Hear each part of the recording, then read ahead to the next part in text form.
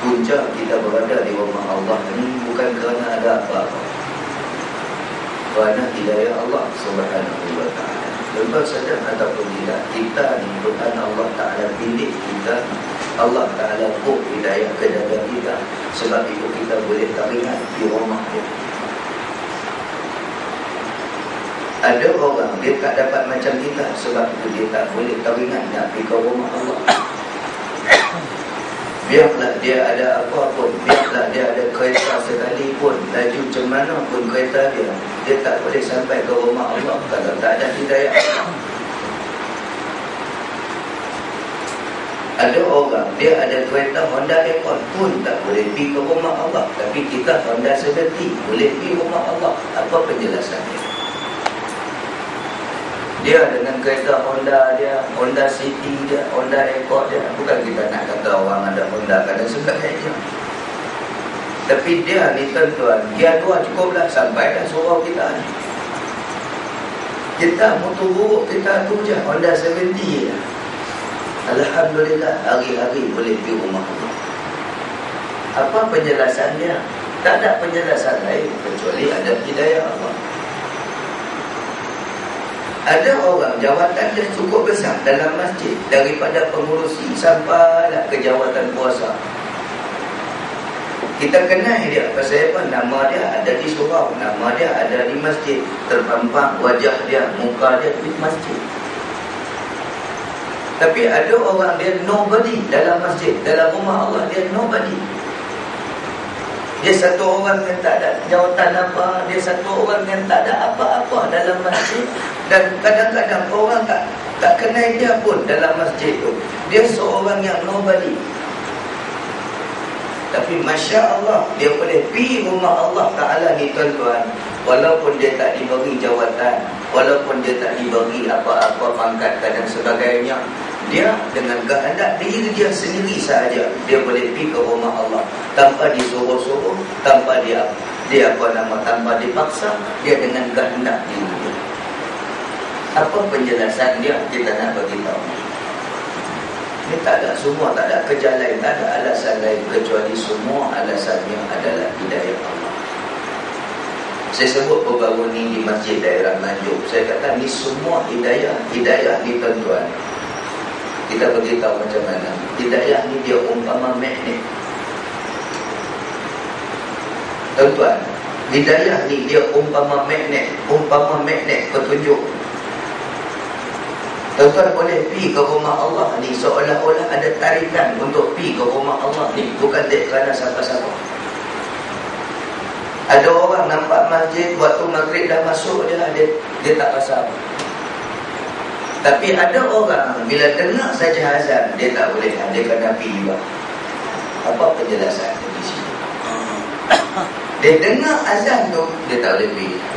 Dia kena pergi juga. Dia sarung dia punya kain kelekat, dia sarung dia punya baju Melayu, dia lilit dia punya seraban apa semua.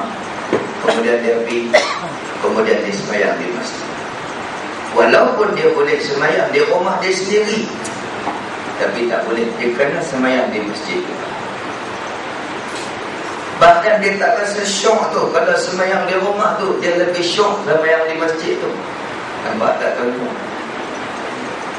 Muslimin dan muslimat yang dirahmati Allah. Walhal kalau di rumah tu, apa yang tak ada nak banding dengan surau kita? Kalau nak ikut megah kita, kalau nak ikut selesa kita, apa yang tak selesa di rumah kita tu? Dengan TV plasma, dengan airconnya, dengan sofanya, dengan karpetnya, dengan apanya dan sebagainya. Lepas habis sembahyang boleh tengok TV, cerita rentetan, cerita tentang bajet 2012. Tapi tuan-tuan boleh pergi juga di sini. Ada orang dia tak syok sembahyang di rumah tuan-tuan. Tengah-tengah sembahyang tu kacau macam-macam. Tengah-tengah sembahyang anak pula duk buka TV, cerita Upin Ipin pula. Betul. Allah, habis selesai sembahyang dia tak puas. Tapi bila dapat sembahyang di masjid tu, dia puas hati. Nampak? Tak cukup dengan cerita Upin Ipin tu, tengah sembahyang pula dengar orang perempuan ni duk tumbuk laga. Betul lesung tu tong kat tak syok tu. Lepas habis semayang dia rasa, awak aku rasa macam ni, tak rasa macam. Itulah hidayah.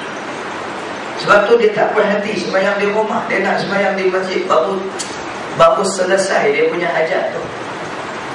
Tuan, ada orang, kita tuan, kita senang dapat hidayah Allah. Hari-hari pergi masjid, hari-hari pergi solat.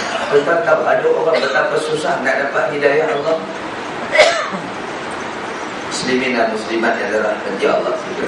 Ada orang terpaksa pergi kaji dulu macam-macam benda yang ada makhluk bumi ni, macam-macam dikaji apa semua. Last kali baru dapat hidayah Allah. Dia kaji macam mana tumbuhan tu boleh tumbuh start daripada biji. Start daripada biji, kemudian tumbuhlah pucuk, kemudian tumbuhlah ranting, kemudian tumbuh dahan, kemudian tumbuh buah apa semua. Pasal apa? Bila dia pergi baca satu ayat Quran, qul siru fil ardi fanzuru kaifa bada'al khalq. Allah Ta'ala kata kepada Nabi Muhammad, wahai Muhammad, kata kepada mereka, qul siru fil ard, berjalanlah, bertebaranlah, bermusafirlah di muka bumi ini, berjalanlah di muka bumi ini. Tak kisahlah nak berjalan di mana pun, berjalan di jalan raya, berjalan di padang pasir, berjalan di hutan, tetapi Tuhan kata fanzuru, tapi perhatilah kaifa bada'al khalq, bagaimana Allah Ta'ala mulakan sesuatu makhluk, bagaimana Allah Ta'ala ciptakan, bagaimana Allah Ta'ala mulakan satu ciptaan. Ini dipanggil sebagai sains biologi. Ayat ini adalah teras kepada ilmu sains biologi. Bagaimana Allah Ta'ala cipta sesuatu makhluk dia, sama ada binatang, sama ada orang, sama ada tumbuh-tumbuhan. Tuhan suruh kita fikir bagaimana kejadian Allah Ta'ala ciptakan sesuatu ciptaan itu.